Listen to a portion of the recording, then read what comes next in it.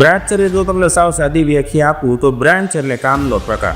તમારા મેથ્સના marks, ફિઝિક્સના mark કે કેમિસ્ટ્રીના mark એને અને બ્રાન્ચ સિલેક્શનને કંઈ લાગતું ઓળખતું નથી. તો હવેનો જે યુગ છે, હવેનો જે જમાનો છે, ટેકનોલોજીનો જમાનો છે. હવે કોઈ પણ બિઝનેસ હોય, કોઈ પણ સેક્ટર હોય તો ટેકનોલોજી વગર બધું નકામું છે. ટેકનોલોજી જ સર્વોચ્ચ છે. અને ટેકનોલોજી એટલે બેઝિકલી એના મૂળમાં એન્જિનિયરિંગ પડેલું છે, સાયન્સ અને એન્જિનિયરિંગ. આજના જમાનામાં આપણે જોઈએ છીએ કે આપણે જે ટ્રેન્ડ ચાલી રહ્યો છે સ્પેશિયલી આપણા ગુજરાતી સ્ટુડન્ટ્સ માટે કે ભાઈ બી ગ્રુપ એટલે મેડિકલ અને એ ગ્રુપ એટલે એન્જિનિયરિંગ. તો આ ટ્રેન્ડની અંદર કઈ રીતે યોગ્ય કરવી જોઈએ, પોતાની ક્ષમતા પ્રમાણે કરવી જોઈએ કે કોઈના માર્ગદર્શન હેઠળ કરવી જોઈએ? એન્જિનિયરિંગની અંદર ટોટલ લગભગ 40 જેટલી બ્રાન્ચ છે. હવેના ન્યૂ ઇન્ડિયાની અંદર કોઈ પણ બ્રાન્ચની અંદર અઢળક તકો રહેલી છે. એટલે અમારું ઓબ્ઝર્વેશન એવું છે કે 2020થી ઘણી બધી ગવર્મેન્ટ જોબ વધેલી છે, જે અહીંયા 2030-32 સુધી કન્ટિન્યુઅસલી રહેશે. ગુજરાતની અંદર ઘણી બધી સારી કોલેજીસ છે જેમાં હાઈએસ્ટ પેકેજ 70-80 લાખ સુધીના હોય છે. એટલે ગુજરાતની કોઈ પણ કોલેજમાં એડમિશન લેવા માંગતો વિદ્યાર્થી આઈધર JEE ઓર બોર્ડ ગુજકેટ બેમાંથી કોઈ પણ એકમાં સારું પરફોર્મ કરશે તો એમને ગુજરાતની ટોપ ઇન્સ્ટિટ્યૂટ્સ જેવી કે DICT છે, નિરમા છે, DDIT છે, IIT રામ છે, એમાં સરળતાથી એમને એડમિશન મળી જશે, એવી કોઈ શંકાને સ્થાન નથી. નમસ્કાર મિત્રો, હું ધવલ ઠેસિયા આપના એજ્યુકેશનના તમામ પ્રશ્નોના નિરાકરણ માટે અમારી યુટ્યુબ ચેનલમાં આપનું હાર્દિક સ્વાગત કરું છું. મિત્રો, આ યુટ્યુબ ચેનલ કોઈ પણ વિદ્યાર્થીને ઉચ્ચ શિક્ષણ પ્રાપ્ત કરવા માટે અને ઉજ્જવળ કારકિર્દી મેળવવા માટે ખૂબ જ ઉપયોગી થઈ રહેશે. તો મિત્રો, આજના આ એપિસોડમાં ધોરણ 12 સાયન્સ એ ગ્રુપ પછી વિદ્યાર્થીઓ કઈ રીતે કારકિર્દીનું ઘડતર કરી શકશે, ત્યારબાદ કયા ક્ષેત્રમાં આગળ અભ્યાસ કરી અને સુવર્ણ તકો ઊભી થઈ શકે છે, અને ત્યારબાદ આ અભ્યાસક્રમને લગતા તમામ પ્રવેશ પ્રક્રિયાના ધારાધોરણ શું રહેશે એ આજના આપણે એપિસોડમાં ચર્ચા કરીશું. તો મિત્રો, આજે આ ટોપિક ઉપર ચર્ચા કરવા માટે આપની સાથે ઉપસ્થિત છે ડૉક્ટર નિલેશ ગાંબા સર, કે જે દર્શન યુનિવર્સિટીના એકેડમિક ડિરેક્ટર છે અને છેલ્લા એક દશકાથી વિદ્યાર્થીઓને સૌરાષ્ટ્ર તથા ગુજરાતભરના તમામ વાલી મિત્રોને સચોટ માર્ગદર્શન એન્જિનિયરિંગના વિદ્યાર્થીઓને પૂરું પાડી રહ્યા છીએ. તો હું વેલકમ કરું છું અમારી યુટ્યુબ ચેનલમાં ડૉક્ટર નિલેશ ગાંબા સરનું સર. તો વિષયમાં આગળ વધશું. ધોરણ 12 સાયન્સ એ ગ્રુપ પછીની શું કારકિર્દીને લગતા પ્રશ્ન છે એમના વિશે આજે નિલેશ સર સાથે આપણે ચર્ચા કરીશું. તો સૌ પ્રથમ, કયા પ્રકારના અભ્યાસક્રમોમાં કારકિર્દી બાળક જે છે એ રચના કરી શકે છે, એટલે કે બાળકે જ્યારે એ ગ્રુપ હું જ્યારે ચયન કરેલું છે તો એવા વિદ્યાર્થીઓને, સાયન્સના એ ગ્રુપના વિદ્યાર્થીઓને ભવિષ્યની અંદર શું શું તકો રહે છે અને આ કોર્સની પસંદગી યોગ્ય છે કે નહીં, પહેલાં ત્યાંથી આપણે શરૂઆત કરીશું. થેન્ક યુ ધવલભાઈ for being me all this episode. Actually આપણે કહીએ તો કેરિયર બનાવવા માટેની જે બેસ્ટ ઓપોર્ચ્યુનિટીઝ, બેસ્ટ તકો છે એ ધોરણ 12 સાયન્સ ગ્રુપ એ પછી જ છે. એટલે એમાં કોઈ શંકાને સ્થાન નથી. જે વિદ્યાર્થીઓએ ગ્રુપ એ પસંદ કરેલું છે એમની પસંદગી સર્વોચ્ચ છે, એમાં કોઈ શંકાને સ્થાન નથી. ગ્રુપ એ પછી mainly engineering, architecture, agriculture, pharmacy, BSc આ જે બધા કોર્સીસ છે આ તો છે. આ ઉપરાંત ઘણા બધા વિદ્યાર્થીઓને આઈડિયા નથી કે તમે ગ્રુપ એ પછી પણ જો તમને ઇન્ટરેસ્ટ હોય તો CA, CS જેવા ખ્યાતનામ કોર્સ કરી શકો છો, BBA, BCom, BCA વગેરે કોર્સીસ પણ કરી શકો છો. ટૂંકમાં ગ્રુપ એનો વિદ્યાર્થી છે એ મેડિકલ, પેરામેડિકલ લાઇન સિવાયના કોઈ પણ કોર્સ, કોઈ પણ અભ્યાસક્રમની અંદર એડમિશન મેળવી શકે છે. એટલે પસંદગી સર્વોચ્ચ છે, એમાં કોઈ શંકાને સ્થાન નથી. મિત્રો, જ્યાં સુધી મારું નોલેજ છે ત્યાં સુધી દર્શન યુનિવર્સિટી દ્વારા અને નિલેશ ગાંબા સર દ્વારા ખૂબ જ સરસ બી ગ્રુપના વિદ્યાર્થીઓને, એ ગ્રુપના વિદ્યાર્થીઓને માહિતી પૂરતી પાડતી પુસ્તિકા જે છે એ ફ્રીમાં વિતરણ કરવામાં આવે છે, જે વિદ્યાર્થીઓને ખૂબ જ ધોરણ 12 ધોરણ પછી એને ઉપયોગી થતી હોય છે. તો પહેલાં તો હું તમને થેન્ક યુ કહેવા માગીશ કે તમે સમાજ માટે અને વિદ્યાર્થી અને વાલી મિત્રો માટે આટલું સારું કાર્ય કરી રહ્યા છો કે જેમાં તમારો કોઈ પણ પ્રકારનો સ્વાર્થ રહેતો નથી. તો આ બદલ હું એમને ખૂબ અભિનંદન આપું છું કે આવા પ્રયત્ન તમે ભવિષ્યમાં બી કરતા રહો, એવી અમારી ઈચ્છા. શ્યોરલી. એમના માટે તમારા જેવા બધા મિત્રો અને સોસાયટીનો ઘણો સપોર્ટ મળી રહે છે. એટલા માટે લગભગ 2018ની સાલથી દર વર્ષે અમે અંદાજિત 50,000 જેટલી ગ્રુપ એ અને ગ્રુપ બીના રેડી રેકનર છે એનું સૌરાષ્ટ્ર અને ગુજરાતની અંદર ફ્રી વિતરણ કરીએ છીએ. દરેક સ્કૂલમાં દરેક વિદ્યાર્થીની કોપી પહોંચાડી છીએ, જેને લીધે કોઈ પણ વિદ્યાર્થી માહિતીના અભાવે ખોટું ડિસિઝન ના લે અથવા તો એડમિશનથી વંચિત ના રહી જાય. Very good. ખૂબ જ તમારા આ પ્રમાણિક પ્રયત્નની અંદર અમારો પણ તમને સાથ સહકાર હર હંમેશ રહેશે. તો મિત્રો, હવે આપણે ટોપિકમાં આગળ વધશું. તો સૌ પ્રથમ આપણે જાણવા માગશું કે એન્જિનિયરિંગ લાઈફની પસંદગી બેસ્ટ શા માટે કહી શકાય એ ગ્રુપના વિદ્યાર્થીઓ માટે? જુઓ આપણે બધાને ખબર છે કે હવેનો જે યુગ છે, હવેનો જે જમાનો છે ટેકનોલોજીનો જમાનો છે. હવે કોઈ પણ બિઝનેસ હોય, કોઈ પણ સેક્ટર હોય તો ટેકનોલોજી વગર બધું નકામું છે. ટેકનોલોજી જ સર્વોચ્ચ છે. અને ટેકનોલોજી એટલે બેઝિકલી એના મૂળમાં એન્જિનિયરિંગ પડેલું છે, સાયન્સ અને એન્જિનિયરિંગ. સાયન્સની જે પ્રિન્સિપાલ હોય એ જ્યારે એપ્લિકેશનમાં કન્વર્ટ થાય ત્યારે એન્જિનિયરિંગ બને છે, અને એન્જિનિયરિંગ જ્યારે છેવાડાના માણસ સુધી પહોંચે છે ત્યારે ટેકનોલોજી બને છે.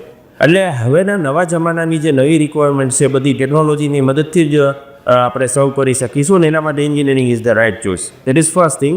સેકન્ડ થિંગ, કદાચ આપણે એ વિચારીએ કે કોઈ વિદ્યાર્થીઓ વિચારે કે મારે IAS IPS ઓફિસર બનવું છે તો હું શું કરું, મારે Indian administrative services UPSC crack કરવી છે તો હું શું કરું. તો UPSCની વેબસાઇટ ઉપર ડેટા આપેલો છે કે જે IAS ઓફિસર બને છે એમાંથી 65% એન્જિનિયર હોય છે. જે ગવર્મેન્ટ જોબમાં સિલેક્શન થાય છે એની અંદર 70% એન્જિનિયર હોય છે. એટલે ઓવરઓલ તમે નોટ ઓનલી એન્જિનિયરિંગ સેક્ટર, બીજા સેક્ટરમાં પણ જે જોવા માગતા હો તો તમારું એન્જિનિયરિંગનું એજ્યુકેશન અને નોલેજ તમે કોઈ પણ સેક્ટરની અંદર સફળતા પાવશે. એટલા માટે એન્જિનિયરિંગ છે એ બેઝિક આપણે પાયો હોઈ શકીએ છીએ. Very good. તો જે પ્રમાણે તમે વાત કરો છો કે ભવિષ્યની અંદર ટૂંકમાં ખાલી એન્જિનિયરિંગ જ ની ઉપર ફોકસ કરવું એવું જરૂરી નથી, પરંતુ એન્જિનિયરિંગ કર્યા પછી પણ ઘણા બધા બીજા પણ કારકિર્દીના જે લક્ષ્ય છે એ મેળવી શકે છે, ઝીરો લટકી. પરંતુ એન્જિનિયરિંગની જ્યારે આપણે વાત કરીએ છીએ ત્યારે મુખ્યત્વે રૂપે આપણે એવું જોઈ રહ્યા છીએ કે વિદ્યાર્થીઓના મનમાં બહાર સાયન્સ એ ગ્રુપ પછી જ્યારે એમની એક્ઝામિનેશન સ્ટેટ બોર્ડ અથવા કેન્દ્ર સરકારની જે CBSEની એક્ઝામ પૂર્ણ થાય છે ત્યાર પછી એ ખૂબ જ કન્ફ્યુઝ રહેતા હોઈએ છીએ કે ભાઈ મારે એન્જિનિયરિંગ કરવું છે. આજના જમાનામાં આપણે જોઈએ છીએ કે આપણે જે ટ્રેન્ડ ચાલી રહ્યો છે સ્પેશિયલી આપણા ગુજરાતી સ્ટુડન્ટ્સ માટે કે ભાઈ B ગ્રુપ એટલે મેડિકલ અને A ગ્રુપ એટલે એન્જિનિયરિંગ. તો આ ટ્રેન્ડની અંદર એન્જિનિયરિંગની અંદર જ પરંતુ બ્રાન્ચની પસંદગી કઈ રીતે યોગ્ય કરવી જોઈએ, પોતાની ક્ષમતા પ્રમાણે કરવી જોઈએ કે કોઈના માર્ગદર્શન હેઠળ કરવી જોઈએ કે ફ્યુચરલક્ષી શું ડિમાન્ડ રહેવાની છે એને સમજીને આ બ્રાન્ચની પસંદગી કરવી જોઈએ. અને બ્રાન્ચની પસંદગી યોગ્ય થાય તો શું, અને યોગ્ય બ્રાન્ચની પસંદગી ન થાય તો એવું ભવિષ્ય શું? ઓકે, એન્જિનિયરિંગની અંદર ટોટલ લગભગ 40 જેટલી બ્રાન્ચ છે. પણ જો આપણે બેઝિક બ્રાન્ચમાં જઈએ તો 5 થી 6 બેઝિક બ્રાન્ચ છે. Computer, civic, mechanical, electrical, chemical, EC આ બેઝિક બ્રાન્ચ છે. એટલે સૌપ્રથમ તો વિદ્યાર્થીનો આગ્રહ કરીશ કે બેઝિક બ્રાન્ચમાં જ એડમિશન લેવું જોઈએ. That is first thing. Second thing, તમારા મેથ્સના માર્ક્સ, ફિઝિક્સના માર્ક કે કેમિસ્ટ્રીના માર્ક એને અને બ્રાન્ચ સિલેક્શનને કંઈ લાગતું ઓળખતું નથી. બ્રાન્ચ એટલે જો તમને સાવ સાદી વ્યાખ્યા આપું તો બ્રાન્ચ એટલે કામનો પ્રકાર. જે સિવિલ એન્જિનિયર છે એ લાઇફ લોંગ કન્સ્ટ્રક્શનનું કામ કરશે. જે મિકેનિકલ એન્જિનિયર છે લાઇફ લોંગ મેન્યુફેક્ચરિંગનું કામ કરશે. જે કમ્પ્યુટર એન્જિનિયર છે લાઇફ લોંગ સોફ્ટવેર ડેવલપમેન્ટ કરવાની છે. એટલે સૌ પ્રથમ તો વિદ્યાર્થીએ એ જાણવું જરૂરી છે કે હું કયા પ્રકારનું કામ કરી શકું છું. જો કોઈ વિદ્યાર્થી શાંત હોય, ઇન્ટ્રોવર્ટ હોય, 8-10 કલાક બેસીને આરામથી ખુરશી ટેબલ ઉપર પોતાનું કામ કરી શકે એમ હોય તેના માટે કમ્પ્યુટર એન્જિનિયરિંગ સારું છે. કોઈ વિદ્યાર્થી રફ એન્ડ ટફ હોય, બાગ પડવું ગમતું હોય, રખડવું ગમતું હોય, ટાઢ તડકો દૂર પરસેવો સહન કરી શકે હોય તેના માટે સિવિલ એન્જિનિયરિંગ બેસ્ટ છે. જો કોઈને મશીન્સમાં ઇન્ટરેસ્ટ હોય, મેન્યુફેક્ચરિંગ લાઇનમાં આગળ વધવું હોય તેમના માટે મિકેનિકલ બેસ્ટ છે. એટલે સૌપ્રથમ તો વિદ્યાર્થીએ પોતાની કેરેક્ટરિસ્ટિક્સ જોવી જોઈએ કે મને કયા પ્રકારનું કામ ગમે છે. તે પ્રકારના આધારે એમને બ્રાન્ચ પસંદ કરવી જોઈએ. હવેના ન્યૂ ઇન્ડિયાની અંદર કોઈ પણ બ્રાન્ચની અંદર અઢળક તકો રહેલી છે. એવું નથી કે કોમ્પ્યુટરમાં તક છે ને સિવિલ મિકેનિકલ ઇલેક્ટ્રિકલમાં નથી. બધામાં એક સરખી ને એક સમાન તકો છે. હા, એવું ચોક્કસ બને કે હું બ્રાન્ચની અંદર ઇનિશિયલી પ્લેસમેન્ટ ઇઝી થઈ જાય પણ પાછળ જતાં થોડી તકલીફ હોય. જ્યારે બીજી બ્રાન્ચમાં શરૂઆતમાં થોડા હર્ડન્સ વધારે હોય પણ પાછળ જતાં ઇઝી લાઈક હોય. એટલે ઓવરઓલ તો બધું સરખું જ છે. એટલે હંમેશા વિદ્યાર્થીએ પોતાની જે કેરેક્ટરિસ્ટિક્સ છે એના આધારે બ્રાન્ચ પસંદ કરવી જોઈએ. પણ ખાસ એ ધ્યાન રાખવાનું કે બેઝિક બ્રાન્ચમાંથી જ પસંદ કરવી જોઈએ. કોઈ સ્પેશિયલાઇઝ બ્રાન્ચને પ્રાયોરિટી ના આપવી જોઈએ. કારણ કે એ બી આપણે જોવા મળતું હોઈએ છે કે જનરલી જ્યારે યુજી ડિગ્રી એટલે કે બેચલર્સ ડિગ્રીમાં જ્યારે વિદ્યાર્થીઓ પ્રવેશ મેળવતા હોય છે, સે ફોર એક્ઝામ્પલ કે વિદ્યાર્થી ECની અંદર એડમિશન મેળવે છે અથવા તો ત્યારબાદ મિકેનિકલની અંદર મેળવે છે, તો સ્પેશિયલાઇઝ બ્રાન્ચ કરવા માટેની તકો માસ્ટર્સના કોર્સમાં પણ એમના માટે અવેલેબલ રહેતી હોય છે. તો એવું પણ નથી કે ભાઈ ચાલો આપણે મિકેનિકલ સિલેક્ટ કરેલું છે તો લાઈફ લોંગ આપણે મિકેનિકલને લગતું જ કાર્ય કરીએ અથવા એને લગતી જ આપણે જોબ મેળવીએ. પરંતુ ઘણા ફેક્ટર્સમાં એવું બી થતું હોય છે કે ભાઈ મિકેનિકલ કરેલો છોકરો ભવિષ્યમાં મેકાટ્રોનિક્સ પણ કરી શકે છે, ત્યારબાદ એમને ECના બી કોઈ સ્પેશિયલાઇઝેશન લેવડાય તો લઈ શકે છે. કમ્પ્યુટરની અંદર એવી રીતે સર ડિટેલમાં જો બ્રાન્ચ જોઈએ તો ઘણી બધી હશે, પણ મુખ્યત્વે સર આપના સજેશન મુજબ કે જે કોમ્પ્યુટર એન્જિનિયરિંગ જે સ્ટુડન્ટ સિલેક્ટ કરે છે અંડર ગ્રેજ્યુએટ પ્રોગ્રામમાં, તો એ માસ્ટર્સ માટે એમાં કઈ તકો લઈ શકે છે? હું જે વારંવાર કહું છું કે MBBS કર્યા વગર ડાયરેક્ટ MSMD ના બની શકાય. એવી જ રીતે બેઝિક એન્જિનિયરિંગની અંદર યુજી ડિગ્રી મેળવો અને તમે જે રીતે કહ્યું એ પ્રમાણે પીજી એટલે કે માસ્ટર્સ કોર્સની અંદર સ્પેશિયલાઇઝેશન કરી શકાય. સપોઝ કોઈ વિદ્યાર્થી મિકેનિકલ યુજીમાં પસંદ કરે છે તો માસ્ટર ડિગ્રીની અંદર મેકાટ્રોનિક્સ છે, ઓટોમોબાઈલ છે, રોબોટિક્સ છે, ત્યારબાદ ઇન્સ્ટ્રુમેન્ટેશન છે, ઇલેક્ટ્રોનિક્સ નામનું કોર્સીસ છે, આ બધું કરી શકે છે. સેમ વે જો કોઈ વિદ્યાર્થી કમ્પ્યુટર એન્જિનિયરિંગમાં યુજી કરશે તો ત્યારબાદ ડેટા સાયન્સ છે, આર્ટિફિશિયલ ઇન્ટેલિજન્સ છે, સાયબર સિક્યોરિટી છે, બ્લોક ચેઇન છે, ઘણા બધા સ્કોપ છે. એન્જિનિયરિંગની દરેક બ્રાન્ચની અંદર મિનિમમ 8 થી 10 સ્પેશિયલાઇઝેશનના ઓપોર્ચ્યુનિટી તો એમને પીજીની અંદર મળી જ રહેશે. એવી રીતે સિવિલ એન્જિનિયરિંગ છે તો સિવિલ થયા પછી આર્કિટેક્ચર કરી શકાય, એન્વાયરમેન્ટલ કરી શકાય, વોટર રિસોર્સની અંદર કરી શકાય, સ્ટ્રક્ચરલ કરી શકાય, ટ્રાન્સપોર્ટેશન, જીઓ ટેકનોલોજી ઘણી બધી થઈ શકે છે. એટલે યુજીની અંદર બેઝિક પસંદ કરે અને પીજીમાં સ્પેશિયલાઇઝેશન પસંદ કરે એ એડવાઇઝેબલ છે. ખૂબ જ બધા વાસ્ટ ઓપ્શન વિદ્યાર્થી મિત્રો માટે અવેલેબલ છે. એન્જિનિયરિંગનું ક્ષેત્ર ખૂબ જ વિશાળ છે. કદાચ આપણે ધારીએ તો બી આપણે એક એપિસોડની અંદર આ બધું ન કવર કરી શકીએ, પરંતુ મુખ્ય મુદ્દાઓ જે વિદ્યાર્થી અને વાલી મિત્રોના રહે છે એમના વિશે હવે આપણે આગળ એપિસોડને વધારશું. તો સૌપ્રથમ તો નિલેશ સર, હું તમારી પાસેથી એ જાણવા માંગીશ કે વિદ્યાર્થીઓ એન્જિનિયરિંગ કરે છે, માસ્ટર્સ કરે છે કે બેચલર્સ કરે છે, એમના માટે ગવર્મેન્ટ જોબ જે છે એમની શું ઓપોર્ચ્યુનિટીઝ રહેતી હોય છે, કે ગવર્મેન્ટ જોબ વધુ રહેતી હોય છે કે એમની તકો જે છે એ લિમિટેડ છે, તો એ બાબતે થોડો પ્રકાશ પાડજો. જી જો ગવર્મેન્ટ જોબમાં બે પ્રકાર છે, એક જનરલાઇઝ અને એક સ્પેશિયલાઇઝ. હવે સપોઝ જે જનરલાઇઝ ગવર્મેન્ટ જોબ આવે છે જેવી છે TDO છે, DDO છે, મામલતદાર છે, તેની અંદર કોઈ પણ ગ્રેજ્યુએટ અપ્લાય કરી શકે છે. BBA, BCA, BCom, engineer, medical કોઈ પણ અપ્લાય કરી શકે છે. પણ જે એન્જિનિયરિંગ સ્પેસિફિક જોબ આવે છે લાઈક R&B ડિપાર્ટમેન્ટ છે, રોડ એન્ડ બિલ્ડિંગ ડિપાર્ટમેન્ટ, એમાં માત્ર સિવિલ એન્જિનિયરની જરૂરિયાત હોય છે, RTOની અંદર મિકેનિકલ એન્જિનિયરની જરૂરિયાત હોય છે, એ જ રીતે પાવર પ્લાન્ટની અંદર ઇલેક્ટ્રિકલ એન્જિનિયરની જરૂરિયાત હોય છે. એટલે ગવર્મેન્ટ જોબમાં જે જનરલાઇઝ છે એની અંદર તો એન્જિનિયરને ઓપોર્ચ્યુનિટી પડેલી જ છે. આ ઉપરાંત જે એન્જિનિયર્સ માટેની સ્પેશિયલાઇઝ જોબ છે એની અંદર પણ પુષ્કળ ઓપોર્ચ્યુનિટી એન્જિનિયર્સ માટે પડેલી છે. એટલે એમ ઇઝીલી કહી શકાય કે 10માંથી 8 ગવર્મેન્ટ જોબ એન્જિનિયરને મળે છે અને 2 ગવર્મેન્ટ જોબ નોન એન્જિનિયરને મળે છે. એટલે જે વિદ્યાર્થી મિત્રો એ ગવર્મેન્ટ જોબની ઈચ્છા ધરાવતા હોય તેમણે civil, mechanical, electrical first priority આપવી જોઈએ. બહુ તો પૂરું ટોટલ આપણે જોઈએ દિવસ તો જે પહેલાં એટલે હું વાત કરું તો 2005થી આપણે શરૂઆત કરી હતી, જ્યારે એન્જિનિયરિંગની ફૂલ ડિમાન્ડ હતી, કે જ્યારે પેમેન્ટ સીટ ઉપર પણ વિદ્યાર્થી અને વાલી મિત્રો એડમિશન લેવા માટે તત્પર રહેતા હતા.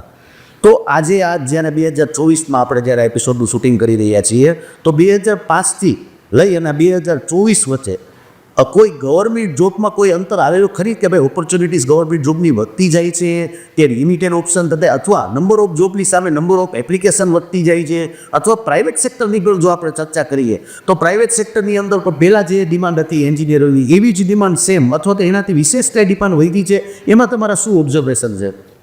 મુખ્યત્વે 2 ઓબ્ઝર્વેશન છે. ફર્સ્ટ જો આપણે ગવર્મેન્ટ જોબની વાત કરીએ તો ગવર્મેન્ટની અંદર એક રિક્રુટમેન્ટનો બહુ મોટો લોટ 1980થી 90ની વચ્ચે થયો હતો. એ બધા 2015 પછી મોસ્ટલી રિટાયર થવાનું શરૂ થયું છે. એટલે અમારું ઓબ્ઝર્વેશન એવું છે કે 2020થી ઘણી બધી ગવર્મેન્ટ જોબ વધેલી છે, જે અહીંયા 2030-32 સુધી કન્ટિન્યુઅસલી રહેશે. એટલે અત્યારે ગવર્મેન્ટ જોબનો રિક્રુટમેન્ટ છે એ પીક ઉપર છે. લાઈક હું તમને વાત કરું તો ગયા વર્ષે ગુજરાતમાં જે ગુજરાત ગવર્મેન્ટે 1300 સિવિલ એન્જિનિયરની ભરતી કરેલી છે. It is first point. જો પ્રાઇવેટ સેક્ટરની વાત કરીએ તેમાં તો દિન પ્રતિદિન એટલી હદે વિકાસ થઈ રહ્યો છે કે જેની કોઈ સીમા નથી. તમે નહીં માનો, જો ખાલી IT કમ્પ્યુટરની જ વાત કરું તો 2005ની અંદર રાજકોટમાં 20 IT કંપની હતી. 2005માં આજની તારીખે રાજકોટમાં 400 કરતાં વધારે IT કંપની છે. રાજકોટની અંદર 5,000 થી 6,000 કમ્પ્યુટર એન્જિનિયર ITમાં કામ કરે છે અને એમાં પણ પગાર ધોરણો ખૂબ સારા હોય છે. અરે હવે જે Tier 2, Tier 3 સિટીઝની અંદર ઇન્ડસ્ટ્રીનું ખૂબ ડેવલપમેન્ટ થયું છે. એવી જ રીતે અમે જોઈએ તો રાજકોટમાં મેટ્રોના સાપર ડેવલપમેન્ટ થયું છે, કે અલગ અલગ જિલ્લાઓમાં નવી GIGC બનેલી છે, નવા ઉદ્યોગો આવેલા છે. તો અલ્ટિમેટલી તો બધાને એન્જિનિયરિંગની જરૂરિયાત પડે જ છે. પ્લસ હવે આપણી ઇન્ડસ્ટ્રી છે, પહેલાં એવું હતું કે લોકલ લેવલે હતી, ત્યારબાદ નેશનલ લેવલ ઉપર હતી, અને હવેની આપણી ઇન્ડસ્ટ્રી છે ઇન્ટરનેશનલ લેવલ ઉપર કામ કરી રહી છે, પુષ્કળ એક્સપોર્ટ કરી રહી છે. તેના માટે થઈને high quality, high precision products બનાવવા માટે થઈને એન્જિનિયરો વગર ચાલે એમ જ નથી. એટલે અત્યારે એન્જિનિયરોની ડિમાન્ડ હું તમને કહું તો છેલ્લા 30-40 વર્ષની પીક ઉપર છે. એટલું નહીં, હવેના સમયમાં હજી એ વધારે વધવાની છે, જેને લીધે ઓપોર્ચ્યુનિટીમાં કોઈ પ્રોબ્લેમ નથી. રાઈટ. તો ધોરણ 12 સાયન્સ એ ગ્રુપ પછી વિદ્યાર્થીઓ જે એન્જિનિયરિંગનું વિચારે છે એ સાચું વિચારી રહ્યા છે ને એ દિશામાં આગળ વધી છે. સોશિયલ સ્ટડીઝ ચાલુ. હવે આપણે વિદ્યાર્થીઓને મૂંઝવતા પ્રશ્નમાં ખાસ કરીને ગુજકેટ અને જેમ ગુજરાતી બાળકોને ગુજકેટ એટલે સ્ટેટ લેવલની એક્ઝામિનેશન અને નેશનલ લેવલની JEE અથવા તો JEE એડવાન્સ આ એક્ઝામ અને 12મા ધોરણના માર્ક્સ આનું શું મહત્ત્વ છે અને આમાં શું વિદ્યાર્થીઓને ધ્યાન રાખવું જોઈએ જેથી કરીને એને આવનારી સેશનમાં એટલે કે 2025ની અંદર અથવા તો એના પછી 2026ની અંદર એડમિશન લેવા માટે વિદ્યાર્થીઓને આસાની રહે. જો કોઈ વિદ્યાર્થી IISને ફોકસ કરતો હોય તો એને પહેલાં સૌ પ્રથમ તો JEE મેઇન પાસ કરીને ક્વોલિફાય કરીને JEE એડવાન્સની તૈયારી કરવાની રહેશે. જો કોઈ વિદ્યાર્થી નેશનલ લેવલની ઇન્સ્ટિટ્યૂટ જેવી કે NIT, IIIT છે, GFTI છે એમાંથી એડમિશન લેવાની ઈચ્છા ધરાવતા હોય તો એમણે JEE મેઇનની તૈયારી કરવી પડશે. ગુજરાતની અંદર મિક્સ મોડ છે. 30-40% JEE આધારિત એડમિશન થાય છે, 60-70% બોર્ડ અને ગુજકેટ આધારિત એડમિશન થાય છે. એટલે ગુજરાતની કોઈ પણ કોલેજમાં એડમિશન લેવા માગતો વિદ્યાર્થી આઈધર JEE ઓર બોર્ડ ગુજકેટ બેમાંથી કોઈ પણ એકમાં સારું પરફોર્મ કરશે તો એમને ગુજરાતની ટોપ ઇન્સ્ટિટ્યૂટ્સ જેવી કે DICT છે, નિરમા છે, DDIT છે, IIT રામ છે એમાં સરળતાથી એમને એડમિશન મળી જશે એવી કોઈ શંકાને સ્થાન નથી. એટલે વિદ્યાર્થીએ નક્કી કરી લેવું જરૂરી છે તો મારે કઈ એક્ઝામ પાછળ મહેનત કરવી છે, મારો ગોલ શું છે, ટાર્ગેટ શું છે. કારણ કે JEEની પ્રિપરેશનની મેથડ અને ગુજકેટની પ્રિપરેશનની મેથડ કમ્પ્લીટલી અલગ છે. JEEની તૈયારી કરવાથી ગુજકેટ તૈયારી થઈ જાય એવું નથી અને ગુજકેટ કરવાથી JEE થઈ જાય એવું નથી. એટલે વિદ્યાર્થીએ પોતાનું ઇન્ટેલિજન્સ લેવલ, પોતાના ટેટના પર્સન્ટેજ, સ્કૂલના ટીચરનું ગાઈડન્સ એને ધ્યાનમાં રાખીને કોઈ પણ એક પરીક્ષા પસંદ કરીને એમાં મહેનત કરવી જોઈએ. હવે આપણે જાણીએ કે આ વિદ્યાર્થીઓને જ્યારે કોલેજ બી પસંદગી કરીએ હવે એવું તો બધા જ વિદ્યાર્થીઓ IIT કે NITsમાં જવાના નથી બરાબર. તો ઘણી વખત વિદ્યાર્થીઓ અને વાલીઓ ડિસઅપોઇન્ટ થઈ જતા હોય છે. ઘણા વિદ્યાર્થીઓ થોડા વિચારભૂસ થઈ જતા હોય છે, ડિપ્રેશનમાં આવી જતા હોય છે. તો આવા વિદ્યાર્થીઓને તમારો શું મેસેજ છે કે ભાઈ IITs અને NITsમાંથી જ ખાલી ફ્યુચર બને છે અથવા તો નંબર ઓફ સ્ટુડન્ટ જે ગુજકેટ અને JEEની એક્ઝામ આપે છે એની સામે આપણી સરકાર પાસે અથવા તો આપણી શિક્ષણ પદ્ધતિમાં કેટલા લોકોની બેઠકો અવેલેબલ છે અને કઈ રીતે કોલેજની એડમિશન લેવું, કઈ કોલેજમાં એડમિશન લેવું, આ પ્રક્રિયામાં તમે શું એમને માર્ગદર્શન આપવા માંગો છો? રાઈટ. જો સૌ પ્રથમ તો વાલી અને વિદ્યાર્થીઓને ક્લિયર કરી દઉં એવું બિલકુલ જરૂરી નથી કે તમે IIT NITમાંથી ભણશો તો જ તમને ટોપ પેકેજ મળશે અને નીચેની કોલેજમાંથી ભણશો તો નહીં મળે. IIT NITની અંદર એવરેજ પેકેજ 14 થી 15 લાખની રેન્જમાં હોય છે એવરેજ પેકેજ. જ્યારે રાજકોટની જ એન્જિનિયરિંગ કોલેજોમાંથી હાઈએસ્ટ પેકેજ 30-32 લાખ સુધી નહીં મળે છે. એટલે એવું બિલકુલ જરૂર નથી કે IIT NIT હશે તો જ ટોપ પેકેજ મળશે. એ કમ્પ્લીટલી વિદ્યાર્થી ઉપર ડિપેન્ડ કરે છે. First point. સેકન્ડ પોઈન્ટ, હું તમને સાવ સિમ્પલ ફોર્મ્યુલા આપું તો મોર ઓર લેસ 99% કેસની અંદર જો તમારા 10માના PR 99+ હોય, 99+ તમારા PR હોય તો તમારે IIT NIT IIIT માટે પ્રિપરેશન કરવી જોઈએ. પણ જો 99 PR કરતાં ઓછા હોય તો તમારે બોર્ડ અને ગુજકેટને ધ્યાનમાં રાખીને ગુજરાતની કોલેજીસ માટે પ્રિપરેશન કરવી જોઈએ. ગુજરાતની કોલેજીસમાં મેક્સિમમ સીટ છે બોર્ડ ગુજકેટ આધારિત છે અને JEE આધારિત ઓછી સીટ છે. ગુજરાતની અંદર ઘણી બધી સારી કોલેજીસ છે જેમાં હાઈએસ્ટ પેકેજ 70-80 લાખ સુધીના હોય છે, એવરેજ પેકેજ 10-12 લાખ સુધીના હોય છે અને 4-5 લાખનું પેકેજ તો સરળતાથી મળી રહે છે. એટલે એવું બિલકુલ જરૂર નથી કે ટોપ કોલેજમાંથી ભણશે તો જ સારું પેકેજ મળશે. પ્લસ હવેનો અત્યારે ઓપન ઇન્ટરવ્યુ જમાનો છે. સમજ તમે કોઈ પણ કોલેજમાં ભણો છો તો તમે ડાયરેક્ટલી ગૂગલ, એમેઝોન, માઇક્રોસોફ્ટ, બોઈંગમાં અપ્લાય કરી શકો છો. ઓનલાઈન તમારો ઇન્ટરવ્યૂ હોય છે અને તમે ક્રેક કરો તો તમે પસંદગી પામી શકો છો. આજથી 25 વર્ષ પહેલાં એવું હતું કે લોકલ કોલેજના વિદ્યાર્થીને ગૂગલ, એપલ, એમેઝોનનો ઓપોર્ચ્યુનિટી નહોતી, પણ હવે ઓપન ઇન્ટરવ્યૂ થઈ ગયા છે, ઓનલાઈન ઇન્ટરવ્યૂ થઈ ગયા છે. એટલે ગુજરાતની કે ઇન્ડિયાની કોઈ પણ કોલેજમાં ભણનારો કોઈ પણ વિદ્યાર્થી છે ઇન્ટરનેશનલ કંપનીમાં અપ્લાય કરી શકે છે. એટલે હવે કોલેજનું મહત્વ પહેલાં જેટલું હતું એટલું રહેતું નથી. ખાસ કરીને આપણે જોતા હોઈએ છીએ કે આ હરીફાઈના જમાનાની અંદર બધી મોટી મોટી યુનિવર્સિટીઝ છે કે કોઈ નવી યુનિવર્સિટીઝ છે ખૂબ જ જાહેર ખબરના માધ્યમથી, એડવર્ટાઇઝમેન્ટના માધ્યમથી તથા SMS દ્વારા અને વિદ્યાર્થીઓને ખૂબ સારા ટૂંકમાં કોલ આવતા હોય છે અને મેસેજીસ આવતા હોય છે, રેડિયોની અંદર એને સાંભળવા મળતું હોય છે અલગ અલગ યુનિવર્સિટીને. તો આવા માહોલની અંદર વિદ્યાર્થી અને વાલી મિત્ર હાઈએસ્ટ પેકેજ અમારી કોલેજમાં હાઈએસ્ટ પેકેજ આટલું છે ને અમે ફલાનું આટલામાં કરાવેલું છે, તો આવી કન્ફ્યુઝન અને આવા હરીફાઈના જમાનામાં વિદ્યાર્થી અને વાલીને યોગ્ય કોલેજની પસંદગી કરવા માટે અને એના આ પ્રલોભનના આવા બચવા માટે શું નિર્ણયો લેવા જોઈએ? એની અંદર પણ અમે બહુ સિમ્પલ ફોર્મ્યુલા બનાવેલી છે. જો તમારે JEEની અંદર 99+ PR હોય તો તમે ઇન્ડિયા લેવલ ઉપર ટોપ કોલેજ ગોતો. જો તમારા પીઆરસી 95 to 99ની વચ્ચે છે તો તમે ગુજરાત લેવલ ઉપર બેસ્ટ કોલેજ ગોતો. કારણ કે જે ઇન્ડિયા લેવલની ટોપ કોલેજીસ છે, ઇન્ડિયાની અંદર કોમ્પિટિશન છે, એની અંદર તમારે 99થી ઓછા પીઆર હશે તો ટોપ આઈઆઈટી અને કે ત્રિપલ આઈટીમાં એડમિશન મળવાનું નથી.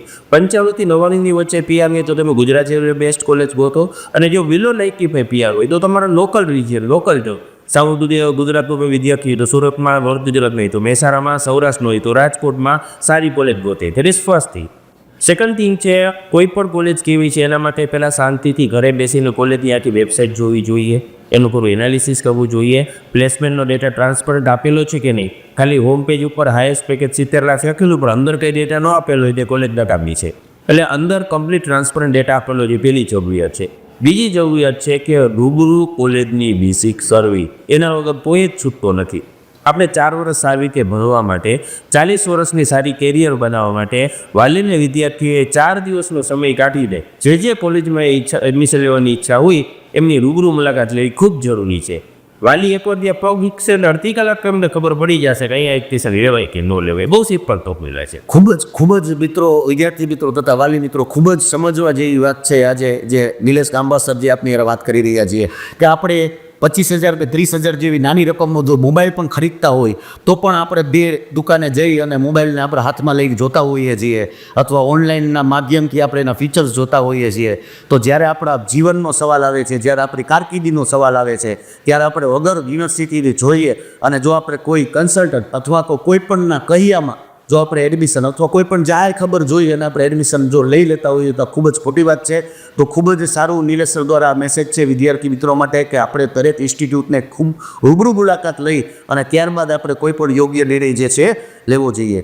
તો નિલેશ સર હું પૂછવા માંગીશ કે જે વિદ્યાર્થીઓ બીટેકમાં એન્જિનિયરિંગના કોર્સિસ તો કરે છે, સાથે સાથે બીઆ એટલે કે નાટાની એક્ઝામની જ્યારે આપણે ચર્ચા કરીએ બરાબર, તો એ એક્ઝામ કઈ રીતે ભાગ ભજવતી હોય છે વિદ્યાર્થીના કરિયરમાં અને એમાં પછી આવનારા સમયમાં શું સ્કોપ રહેતા હોય છે.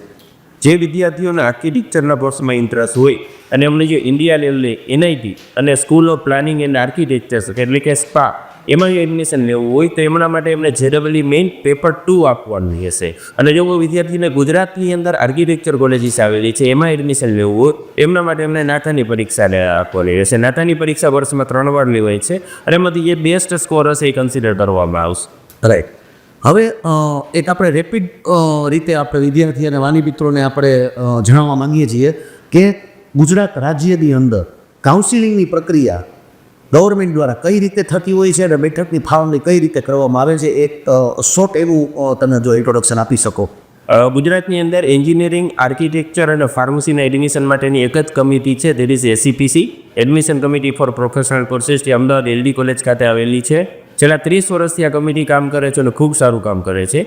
એન્જિનિયરિંગની અંદર ગવર્મેન્ટ કોલેજીસની અંદર 95% બેઠકો છે બોર્ડ ગુજકેટના આધારે અને 5% બેઠકો છે જેડબલઈના આધારે ભરવામાં આવે છે.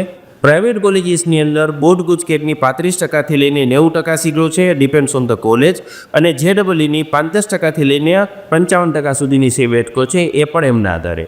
એકવાર રિઝલ્ટ આવી જાય, આપણું ડિસ્પ્લે થઈ જાય પછી તરત જ ન્યૂઝપેપરની અંદર એડમિશન કમિટીની એડવર્ટાઇઝ હોય છે, ઓનલાઈન અપ્લાય કરવાનું હોય છે. કોઈ જગ્યાએ તમારે ઊંધું જવાની જરૂરિયાત નથી, કોઈ ડોક્યુમેન્ટ દેવા પણ ઊંધું જવાની જરૂર નથી. બધા ડોક્યુમેન્ટ ઓનલાઈન જ અપલોડ કરવાના હોય છે. ત્યારબાદ એડમિશન કમિટીનું શિડ્યુલ ડિક્લેર કરે છે, એ પ્રમાણે મેરિટ લિસ્ટ જાહેર કરે છે. એ મેરિટના આધારે તમને આઈડિયા આવી જાય કે તમને કઈ કોલેજ અને કઈ બ્રાન્ચમાં એડમિશન મળવાની શક્યતા છે. એકવાર આપણને ખબર પડી જાય પછી ઓનલાઈન ચોઇસ ફિલિંગ કરવાની હોય છે અને ચોઇસ ફિલિંગના આધારે આપણને જે કોલેજમાં એડમિશન મળવા પાત્ર હોય એડમિશન કમિટી બેઠક ફાળવે છે. એટલે એડમિશન પ્રોસિજર બહુ સરસ છે, બહુ સિમ્પલ છે, બહુ સરળ છે. આપણા માટે નવી છે એટલે કદાચ આપણને થોડો આઈડિયા નહીં બને પણ એકદમ સરળ છે. તમે કોઈ પણ માહિતી એડમિશન કમિટીની વેબસાઇટ ઉપર જોશો, એફકોના વિડીયોઝ હોય છે જોશો તો સરળતાથી સમજાઈ જશે. મિત્રો અહીંયા હું તો થોડું ધ્યાન દોરવા માંગીશ કે જો ધોરણ 12 સાયન્સ એ ગ્રુપ પછી તમને કોઈ પણ પ્રશ્ન મૂંઝવતા હોય અથવા એડમિશન પ્રક્રિયા કઈ રીતે થશે, કેવી રીતે મેરિટ બનશે અથવા કઈ ઇન્સ્ટિટ્યૂટની અંદર પ્રવેશ મળવા પાત્ર છે, કઈ બ્રાન્ચમાં કયા કટઓફમાં તમને એડમિશન મળી શકે છે, આની કોઈ પણ જાણકારી નિઃશુલ્ક અમારા માધ્યમથી એટલે કે અમારી યુટ્યુબ ચેનલની અંદર તમે વિડીયોમાં કોમેન્ટ કરી અમને કોલ કરી અને તમે પૂછી શકો છો. તે ઉપરાંત ડૉક્ટર નિલેશ ગાંબા સર કે જે 1 દશકાથી માત્ર માર્ગદર્શન દઈ રહ્યા છે એમને પણ તમે રૂબરૂમાં જઈ અને એમની મુલાકાત કરી શકો છો.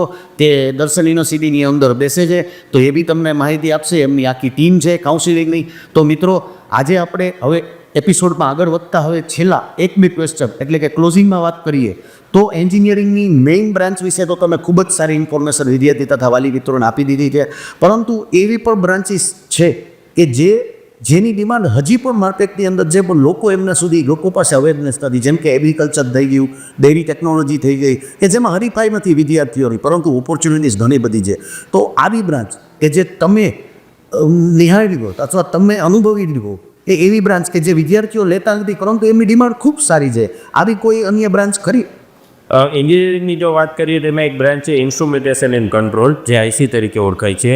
ખૂબ સારો સ્કોપ છે પ્રોસેસ ઇન્ડસ્ટ્રીઝની અંદર. બધી મોટી ઇન્ડસ્ટ્રીઝ આઈસી એન્જિનિયરને રિક્રુટ કરે જ છે, પરંતુ એમાં એક કોઈ ધ્યાનમાં રાખવાનું છે કે આઈસીની અંદર તમારે થોડુંક હાર્ડમારીવાળું કામ હોય છે. એટલે જે ગામડાના રફ એન્ડ ટફ વિદ્યાર્થીઓ હોય એના માટે આઈસી એન્જિનિયરિંગ એક લોટરી સમાન જ છે, કારણ કે સીટ બહુ લિમિટેડ છે, વિદ્યાર્થીઓ બહુ ઓછા પાસ થાય છે અને ડિમાન્ડ પુષ્કળ છે. એટલે ઇન્સ્ટ્રુમેન્ટેશન અને કંટ્રોલ બ્રાન્ચ છે.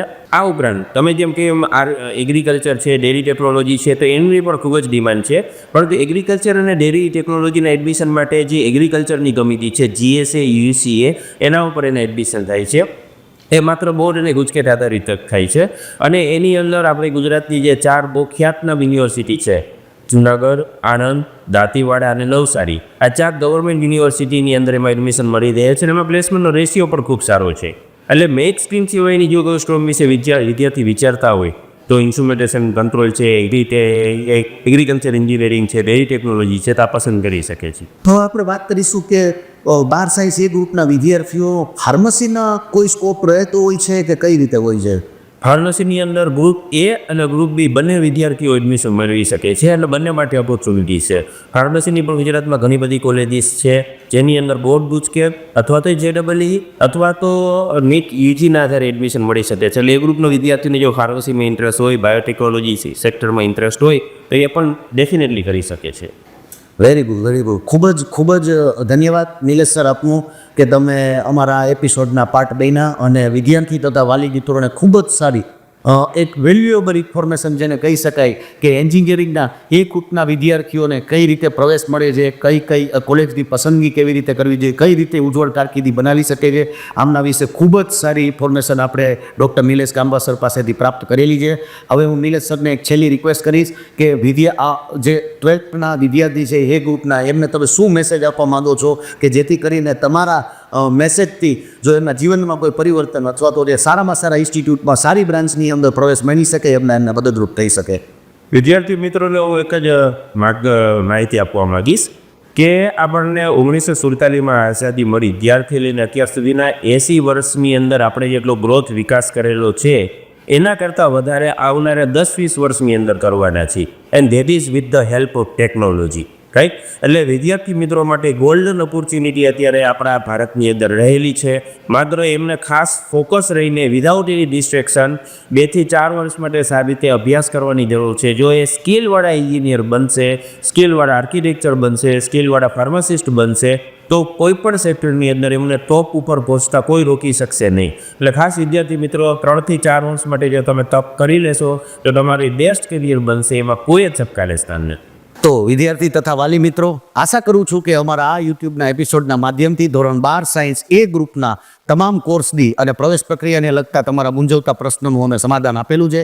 ત્યારબાદ કોઈ પણ પ્રકારના ક્વેશ્ચન્સ હજી પણ તમારા મનમાં હોય તો તમે કોમેન્ટ બોક્સમાં મૂકી શકો છો અને આ ચેનલને સબસ્ક્રાઈબ કરજો જેથી કરીને તમને આવનારા સમયમાં વિવિધ પ્રકારના વિડીયોઝ જે છે જોવા મળશે. આ સાથે વિદાય લઉં છું. હું છું ધવલ ઠેસિયા. Thank you.